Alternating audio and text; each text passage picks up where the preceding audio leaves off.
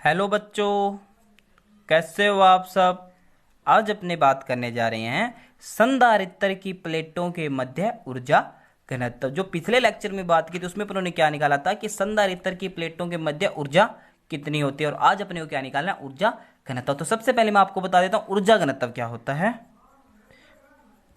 ऊर्जा घनत्व, ऊर्जा घनत्व होता है एकांक आयतन के अंदर ऊर्जा, एकांक आयतन में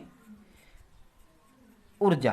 तो यहां पे जो ऊर्जा घनत्व की डेफिनेशन क्या बनेगी कि एकांक आयतन में जो ऊर्जा होती है उसको क्या बोलते हैं अपने, ऊर्जा घनत्व। तो संधारित्र की प्लेटों के मध्य ऊर्जा घनत्व क्या होगा कि संधारित्र की प्लेटों के मध्य जितनी भी ऊर्जा होगी उसके अंदर अपने एकांक आयतन के अंदर ऊर्जा निकालें तो वो क्या कहलाएगी अपने पास, संधारित्र की प्लेटों के मध्य ऊर्जा घनत्व। मतलब जितनी भी ऊर्जा है उसके अंदर टोटल आयतन का भाग दे देंगे, अपने प्लेटों के मध्य जितना भी आयतन होगा उसके अंदर टोटल आयतन का भाग दे देंगे तो वो क्या आ जाएगा अपने पास, एकांक आयतन में ऊर्जा। तो यहां पे देखते हैं, माना संधारित्र की प्लेटों का क्षेत्रफल ए है। संधारित्र की दो प्लेटें, दोनों प्लेटों का क्षेत्रफल क्या है, ए है, और तो उनके बीच की दूरी कितनी है, डी है, तथा प्लेटों पर उपस्थित आवेश क्यू है। दोनों प्लेटों पर उपस्थित आवेश कितना है, एक पे प्लस क्यू दूसरे पे माइनस क्यू। दोनों आवेशों का जो परिमाण है वो क्या है, समान है। ठीक है, और दोनों प्लेटों के बीच में एक बार मैं माध्यम हवा या निर्वात लेके चल रहा हूं, तो हवा या निर्वात माध्यम की उपस्थिति में प्लेटों के मध्य विद्युत क्षेत्र, अपने को पता है संधारित्र की अगर दो प्लेटें हैं और इनके बीच में माध्यम हवा या निर्वात है तो अपने पास जो विद्युत क्षेत्र होता है वो कितना होता है, सिग्मा अपोन में एप्सिलॉन नॉट। अगर कोई माध्यम आ जाता है तो सिग्मा एक अपोन में एप्सिलॉन नॉट एप्सिलॉन आर। तो यहाँ पे सिग्मा क्या है, पृष्ठीय आवेश घनत्व है, ठीक है, और एप्सिलॉन नॉट क्या है, निर्वात या हवा की विद्युतशीलता। तो E equal to sigma upon में एप्सिलॉन नॉट, और सिग्मा की वैल्यू कितनी होती है, Q अपोन में A। तो E की वैल्यू कितनी है, Q अपोन में A एप्सिलॉन नॉट। तो यहां से Q मतलब Q आवेश का मान कितना हो जाएगा, Q equal to A epsilon naught E। इसको मैंने इक्वेशन नंबर 1 दे दी। ठीक है, संधारित्र की प्लेटों के मध्य जो ऊर्जा होती है वो कितनी होती है, U equal to 1/2 Q square upon में C। ये बात आपको पता होगी, कल भी अपनों ने सॉल्व की थी, मतलब कल वाले लेक्चर के अंदर क्या थी, तो U equal to 1/2 Q square upon में C। इसको मैंने इक्वेशन नंबर 2 दे दिया। यहां पे Q क्या है, आवेश, C क्या है, धारिता। तो एक बात यहां पे ध्यान दो, अगर संधारित्र की प्लेटों के मध्य धारिता निकालें जब उनके बीच में माध्यम हवा या निर्वात है तो धारिता कितनी होती है, C equal to A epsilon naught D। ठीक है, तो ये दोनों वैल्यू मैं इस फॉर्मूले के अंदर पुट कर दूं। देखो समीकरण 1 से Q का मान समीकरण 2 में रखने पर कितना आ जाएगा, U इक्वल टू 1/2 Q का स्क्वायर है, तो Q की वैल्यू कितनी है, A एप्सिलॉन नॉट E। तो A एप्सिलॉन नॉट E का होल स्क्वायर अपोन में C, वैसे का वैसा। और C क्या होती है, दोनों प्लेटों के बीच की धारिता कितनी होती है, C equal to A epsilon naught D, A epsilon naught D। ये A एप्सिलॉन नॉट D कहां पुट कर दूंगा, C की जगह पुट कर दूं तो कितनी आ जाएगी, देखो U equal to 1/2 A epsilon naught E का होल स्क्वायर अपोन में C की जगह कितना आ गया, A एप्सिलॉन नॉट अपोन में D। इसको सोल्व करेंगे तो क्या 1/2 वैसे का वैसा, देखो स्क्वायर है तो A का स्क्वायर एप्सिलॉन नॉट का स्क्वायर E का square, A square epsilon not का स्क्वायर A का स्क्वायर अपोन में A एप्सिलॉन नॉट वैसे का, अपोन में D है तो वो कहां चला जाएगा, ऊपर चला जाएगा। यहां देखो A से A कैंसिल हो गया तो ऊपर कितना बचा, A एप्सिलॉन नॉट से एक पावर कैंसिल हो जाएगी तो ऊपर कितनी बचेगी, epsilon naught.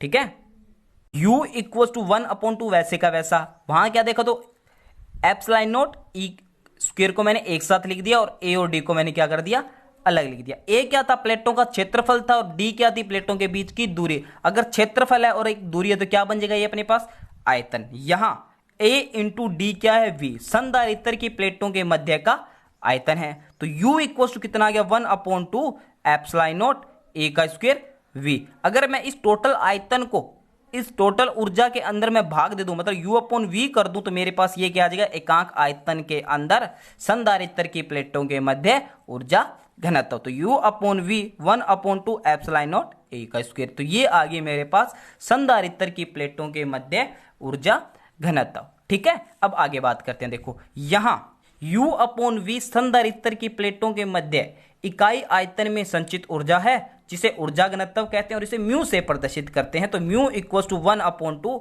Epsilon naught A का स्क्वायर। अगर दोनों प्लेटों के मध्य कोई हवा या निर्वात के अतिरिक्त और माध्यम आ जाए तो U की वैल्यू क्या हो जाएगी, म्यू की value 1/2 epsilon naught E epsilon R E का स्क्वायर। ठीक है, तो यदि संधारित्र की प्लेटों के मध्य एप्सिलॉन आर परावैद्युतांक का माध्यम उपस्थित हो तो ऊर्जा घनत्व कितना हो जाएगा, mu equal to 1/2 epsilon naught epsilon R E का स्क्वायर।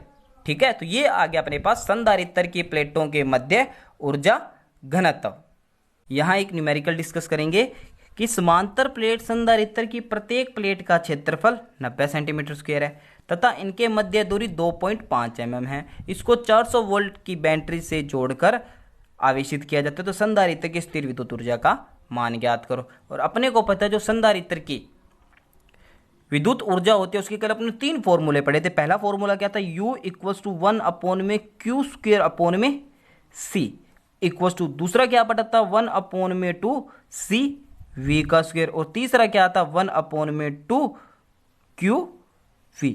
ये 3 फॉर्मूले पढ़े थे। अब पहले फॉर्मूले की बात करें तो इस फॉर्मूले जो अपने को न्यूमेरिकल दिया उसमें Q का मान नहीं दिया, तो पहले फॉर्मूले से अपने तो निकाल नहीं सकते, तो इससे नहीं निकाल सकते, तो इसके अंदर भी Q की वैल्यू आ रही है तो वो भी अपनी वैल्यू काउंट नहीं कर सकते। तो यहाँ पे अपन में 1/CV का स्क्वायर, V की वैल्यू अपने को कितनी दी हुई है 400 वोल्ट, और C क्या होता है यहाँ पे धारिता, तो C equals to A epsilon naught D, मतलब A की वैल्यू भी दी रखी है अपने को, एप्सिलॉन नॉट की वैल्यू पता होती है और D की वैल्यू, तो इससे अपने C की वैल्यू निकाल सकते हैं और इस फॉर्मूले से अपने संधारित्र की संचित ऊर्जा भी निकाल सकते हैं। तो यहाँ पे दिया क्या हुआ है, A की वैल्यू 90 सेंटीमीटर दी हुई है स्क्वायर, तो इसकी जो वैल्यू होगी मीटर के अंदर तो 90 × 10⁻⁴ मीटर स्क्वायर, और D की वैल्यू कितनी दे रखी है 2.5 mm।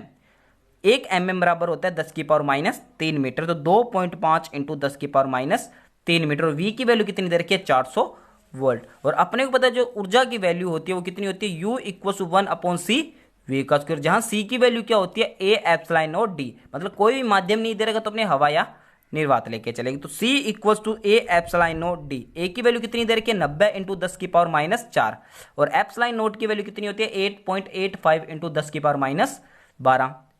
ठीक है, और D की वैल्यू कितनी होती है 2.5 × 10⁻³ इस सभी वैल्यू को सोल्व करने के बाद जो रिजल्ट मिलेगा 3.18 × 10⁻11 फैरेड, या क्या लिख सकते हैं 31 पॉइंट, मतलब 1 पॉइंट आगे लगा दूं तो यहाँ पे कितना हो जाए 10⁻12, और 10⁻- क्या होती है पिको होता है, तो यहाँ पे क्या लिख सकते हैं 31.8 पिको फैरेड। तो ये तो वैल्यू किसकी आ गई मेरे पास, ये वैल्यू C की वैल्यू मिल गई। तो अपने पास C की वैल्यू मिल गई तो V की पता है, तो ऊर्जा कितनी होती है U/1/2 CV का स्क्वायर। C की वैल्यू कितनी थी 3.18 × 10⁻11, ये रही, इनटू में V की वैल्यू कितनी है 400 है, तो यहाँ पे V का स्क्वायर है तो 400 का स्क्वायर होगा। इन सभी वैल्यू को सोल्व करेंगे तो अपने पास जो ऊर्जा मिलेगी वो कितनी मिलेगी 2.54 × 10⁻6 जूल।